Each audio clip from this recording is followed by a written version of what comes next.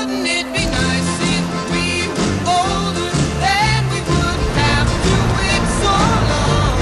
And wouldn't it be nice to live together in the kind of world where we belong? No, it's gonna make it that much better. We can say goodnight and stay together. Wouldn't it be nice?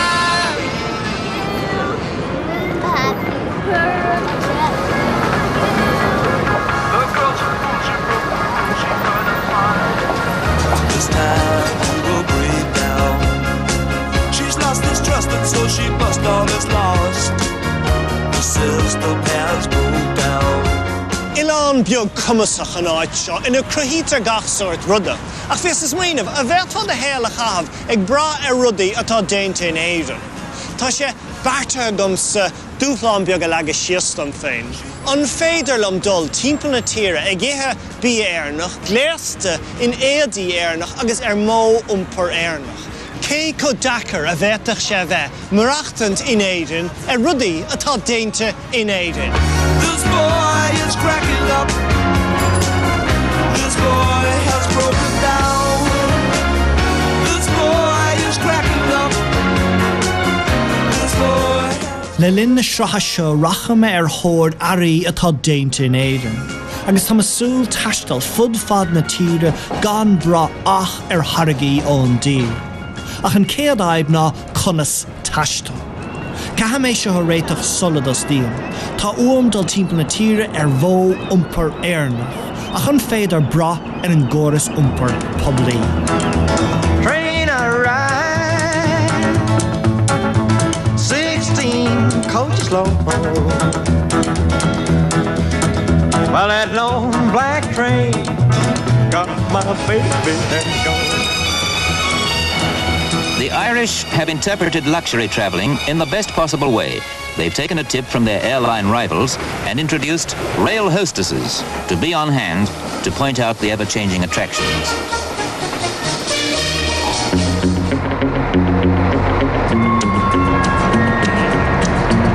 Will na train an sub déinte in éireann? Well, Neil, bhí na trénacha an seo inniu, bhí sé déinte sa Korea has. Iad goléir déinte Korea. Ich sí Korea, iad goléir ó tús go deireadh agus tháinig siad seo Baltimore híos sa Calafort. Agus bhfuil fiú beidir train amháin nach hátrain timpeall an sean train éarnach go bhheting úsáid? Well, ag an nóid seo Neil, mar níl éon train déinte in éireann feadh trothan nó carga bliain. Train man, tell me maybe, ain't you got my baby? Ever so often everybody's baby gets the urge to roam, but everybody's baby but mine's coming home. So bhíoch tréinach á dhéanamh an soithin éireann ach ceann fá stoppa mar? Well, ní rá an scáil an chun na trénacha dhéanamh agus tá lán technoliaachta ag baint le trénacha níos. Tá lán riverí an agus tá lán rudaí an nach rá an ribhe sin.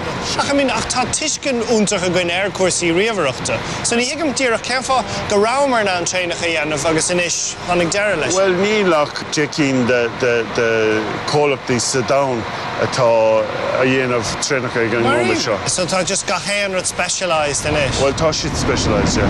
Ach gléitar Iarn Road éireann ar an cólacht. Agus ní bháin is ar Iarn Road Korean. Well, tá Iarn Road é féin.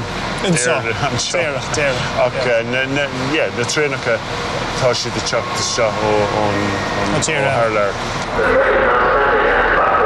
Mar sin ní féidir am taistil ar chréin atá déinte in éireann, ná bhus a chuiread, tuisc gur ón ísealtíir, an túlan, an rank, an turc, an bhratan, agus gan leat an nearamáin a hagan busna bhus éireann. Nadidir ar cheartdóibh a nanam a harú freisin, go bus óireapach beidir, nó Merkel Motors. Ní mar seo a bhíoch. Bhíoch armó umpar féin á dhéanamh sa tír ó 8-52. Tramana agus carástíir dús, busna éanstóir agus rástóir in dhéag sin. Ach, tá sé 10 mbliana ó bhí an bus deirg a rinneach in éireann ar bóthir in na tíre. Céan fá nach nenimid a heile iad. Globalisation was one of the things, and the government here had decided sometime in the 1970s that the future of industry in Ireland was to be the computers and services and everything like that. They wanted to get rid of all manual stuff. So we got at some point we got too good for ourselves to make our own transport. Oh yeah, too good, yeah, too good. And were there certain pay fellows to do that? Yeah, abroad. Abroad, yeah. Dímíomar ón obair láimhe mar sin agus chail tionscail dá dheasca. Inis ní féidir an bus a thógant. Tá áthas orm slíomháin, tuisc go mearlam bheithir mar rothair, ach is rothair sasnach atá agamsa, agus beag mé ágan sa shed. An ra bhéh an rothair éarnach riamhán. Am ma bhríste chuir siasam stocaí mar is álaigh go raibh. Bicycle, bicycle, bicycle. I want to ride my bicycle, bicycle, bicycle. I want to ride my bicycle. I want to ride my bike. I want to ride my bicycle. I want to ride it where I like. Jackie, have I finally found fully Irish transport? Were these made in They were Ireland? made in Horn back in the 70s, yeah. And where? Hanover Quay, Ringsend. So Raleigh were making bikes in Ireland for long? From 52, 53 onwards. Bicycle races are coming your way. So forget all your duties, oh yeah. Your one is 40 years old next year. And yes, it still looks new. Yeah.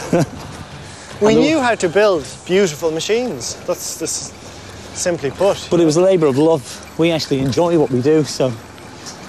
As a means of getting around Ireland now on an Irish-made transport, do you think could I take this on a trip around Ireland? I'd say you certainly could take it around most of it. You wouldn't be able to do much hill climbing on it now. But, parked cars can be a problem too. Sleep. We were making bikes in Dublin up until when? Up to 1980. Why would we have stopped? Like, if we can create these at one Because point. to maintain Raleigh and Nottingham said they never wanted a factory here. What do you mean? They just didn't want us. Right. And they said that was costing 20% more to produce a bike here than it was in Nottingham. And that 24-hour, they were doing a 24-hour run of production there. And one 24-hour run there will keep this country going for a year. Are you serious? Yeah, that was the idea. So it's all just matters of scale, finance. It's just cheaper abroad. Oh, that's all it was. It was economics really on their part, profit. So where to next, Monk? Where are we off to next? We finished our little time warp away from the 70s. Back into the modern world. Oh, I hate the modern world. Foreign, imported world.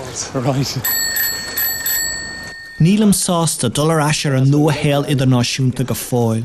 Tá má buinte an numacha sprí as an sean chopper gaelach. Agus irsmléid an sean sail, agus ní hawla gnenfor a le héad a ríshan sa. Rún an monarchan in Nottingham a bhuin na post nó éire I 2005. Agus inis is sa team, Vietnam agus in India an nentar rothair Raleigh. Tá bhreatain féin tar éis ceann do mhór bhrandí na tíre a chailúint. Me dhéon chuirdach thormó iompar, tha sé socara gom taistil níos fuide siar, go dtí 1970, nuair a bhunaigh Henry Ford monarcha déantú síochta I gCorcaigh. Tám fós ag bra ar thrí géir ach bhfuil beagán níos mó cuachta níos agam. Tá sé nám glúisteán éarnach a aimsiú.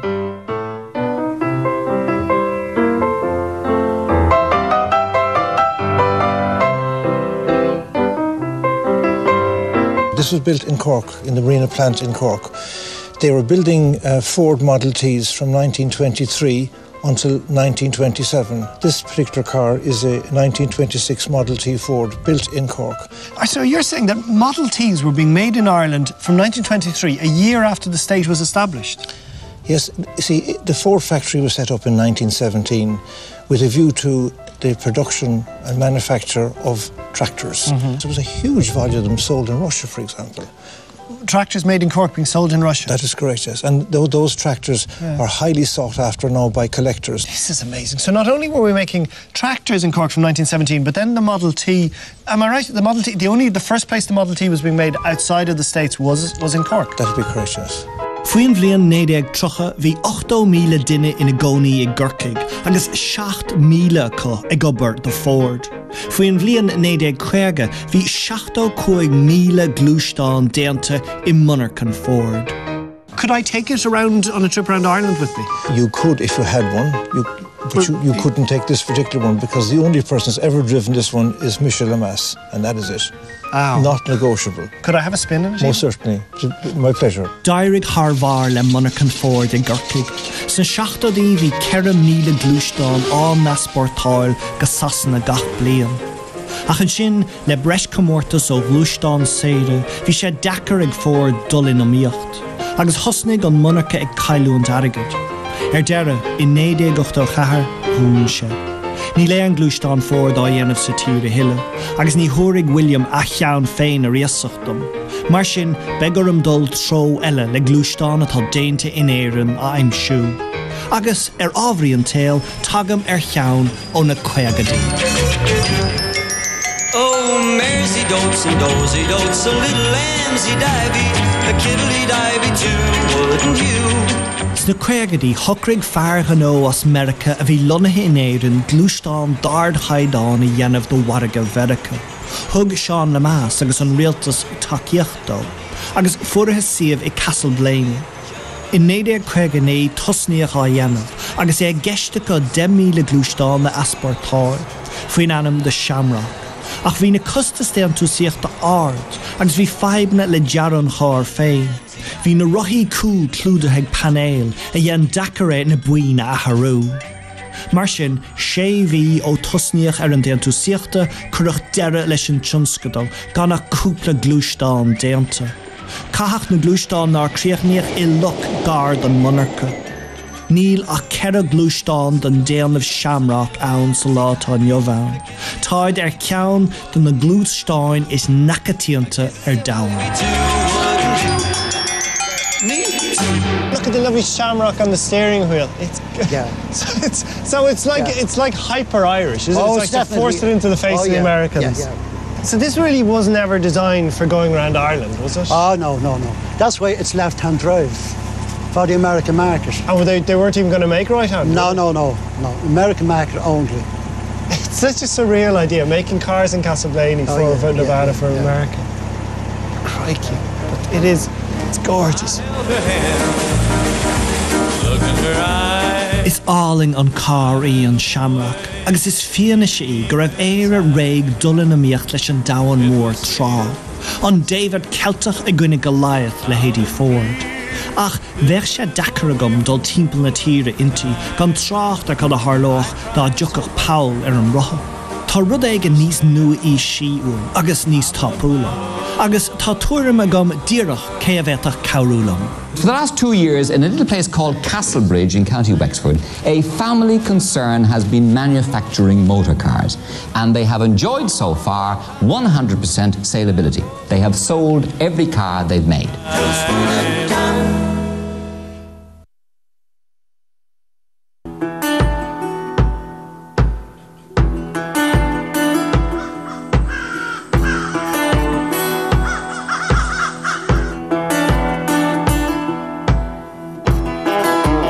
For the last 2 years, in a little place called Castlebridge in County Wexford, a family concern has been manufacturing motor cars, and they have enjoyed so far 100% saleability. And here it is, the TMC Custom. How about that? Irish made and built.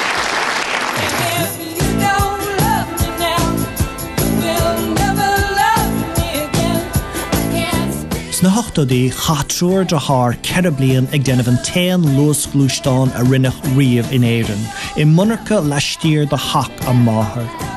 Rinneach an TMC Custom I cheola ar an Late Late Show, agus mar a bunan agus an Shamrock tá scatabeag customs fós ar an máthair an jobh.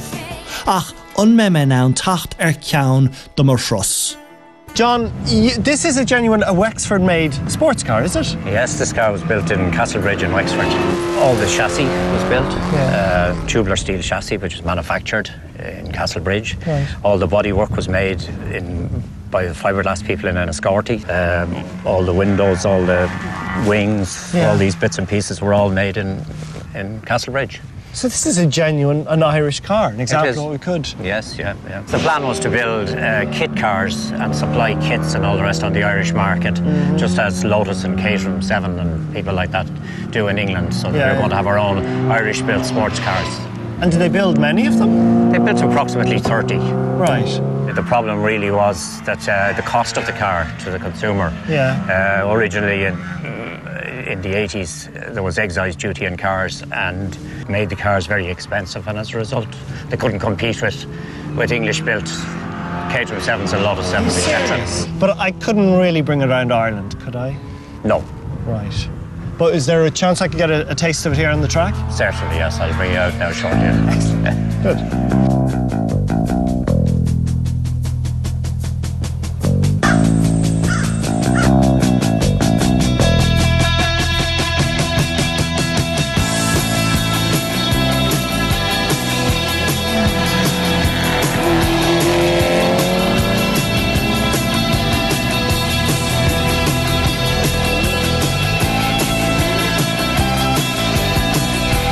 Níl gairí róntaach lom tacht glúistáin éarnach. Beidir go gádam na critéire a tharú. An sáin bhíú nithe atá déint in éireann a lechanú begáin. Agus ghlacha le ní a bheith curtha le chéile sa tír, is nach méach déanta go thomláin an so. Ní le an ráha a go.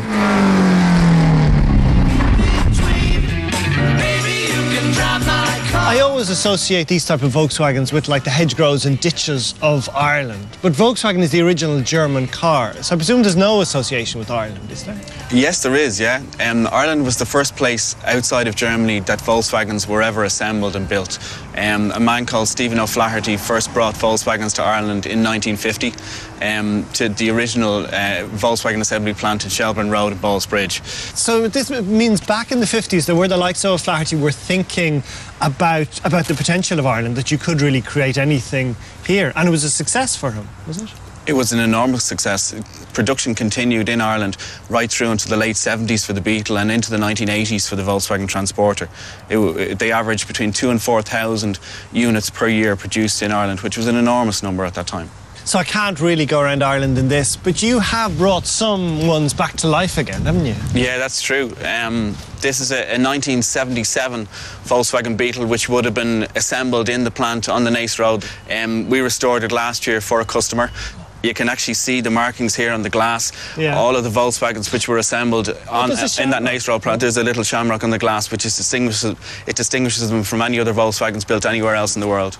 Bhís ag smaoinemh mar rialacha faoi rudaí atá déint in éireann a lechanú begáin agus an VW Beetle a thógant. Ach sa deire thochraigh me gan scaoile leis an fís úntach sular hosting me fiú. Caithfidh go bhfuil glúistáin éigean a rinneach go hill is go thomláin in éireann. Ceann a bheith ábalta a hamánt timpeall na tíre go bródúil ghaelach. Agus tá. An aib ná go ráthas ag cuardach san áit mí cheart. Ag fechan siar in inad Back to the Future.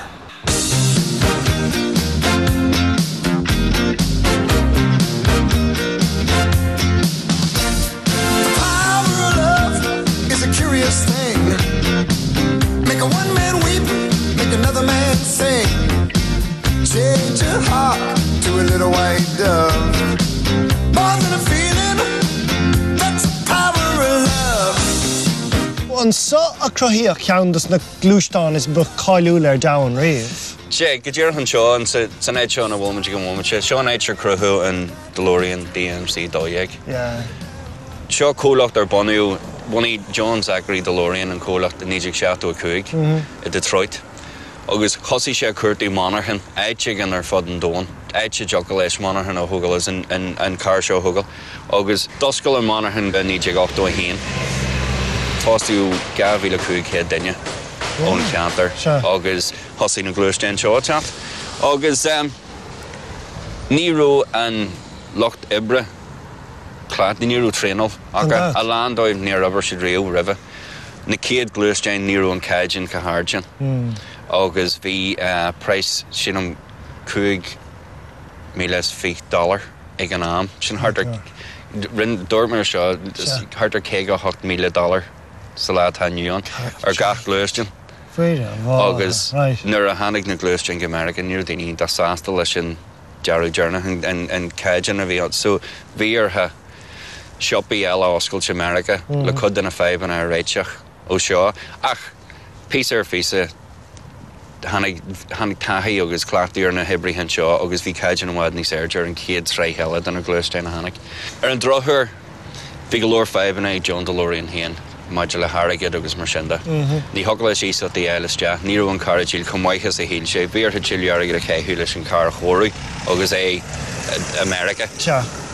Mar sinda Gréigean Monaghan bhí curú gabhí le cúig daine as post níor críitnú na háirtíthe ar gealú agus tíbhastí de blian beag an thar bliana rinn siad thóg siad hartar 9 míle den a glúistein seo. 9 míle, so ní raibh 9 míle tóca in omláin. Is cúis bróide, ní hamháin go dhéanam ar glúisteán in éireann, ach sé ceann dus na glúisteán is áile, is cáilúla ar deabhain. Sé, agus tá sé galant am mar car, tá cuma galant ar, os smuoine fósta gur seo tógaí an car seo agus an Titanic in sa cahar a bhain seo, agus seans gur tógaí an cin seo go ddíorchan san éid sin a bhfuil tú a dí heasúid. Am sa tunú leis seo, am sa tunú leis camera, you know? Má tá gachra déint in éireann cá háling leis an rud seo ní ceach gorán, you know? Cíimar tú? Amor, slán. Mar sin tá tús brá curtha lemar ros. Ní hamháin ghfuil glúisteán atá déinte in éireann aimse agam ach tá sí ar ceann dus na cín is íomhna dar dénach riamh. Inis an teanaib ná cada ceartdom a chorán, an bhfuil brosla éarnach le fáil. Well, we could be 100% self-sufficient in all of our transport fuel. How? At the moment, we're 100% dependent on imports of oil and petrol and diesel, but from biofuels, from biogas, and if I take biogas, for example, huge potential there, you know, that's anaerobic digestion into biogas. Basically, by anaerobically digesting farm slurry, grass, food waste, these sort of materials, can all be anaerobically digested into make biogas. And biogas then can produce what's called biomethane by treating that. Now you've got what's called compressed natural gas, which there are 13 million vehicles in Europe running on CNG at the moment. But all of these could be run on our own produced biogas. If you take all the buses in Sweden, 2/3 of Stockholm's bus fleet are all biogas. There's 30,000 cars in Sweden running on biogas. This is on biomethane biogas. And across Europe, there's lots of it going on in Austria, Germany, Denmark, all these countries. And this isn't just theoretical, this is actual practical and it could happen. This is there, it's real. It's happening, but we're doing nothing to make it happen in Ireland, unfortunately. Why not? We don't have the right mechanisms to drive it. There's no seems to be any kind of commitment at government level. And I'm not talking about political parties here. The same blame goes to everybody, basically. So I now have this beautiful DeLorean and it's stuck. Unless I push it, it's not going anywhere. Human power. You could get a horse. I get a donkey. You've sorted it, Duncan. Donkey power. Thank you so much. Ní dócha gan ach cuacht a bháin an bart. Máta ó an taistal ar mar chumpórt caithme ghlacha leis nach in éireann a dhéantar an brosla. Péiscéala tús maithatá an lúisteán atá déinte in éireann. Ag ri ar brosla iasachta. Ní gádam an is ach tacht ar bmhóire atá déinte in éireann. Ach gan out where we're going, we don't need any roads. Near you, hoping you are trying to get near it. An tachtan se chuin tá mar thór bia éireannach. An nairóig le mé féin chathó ar bhia éireannach nó a méid ar an marachtant ar Tato's agus TK. What a day! Well, bei man chun ráiste sin géad agron eile go díanta néirinn ar dún se hagann ag go deachlog. Famagí léine brachadóirí ar an malach gan bhail, agus ina dhiar sin tá Skylar a Gera Colscara agus Neil Walter ó hásta faoi ar Breaking Bad.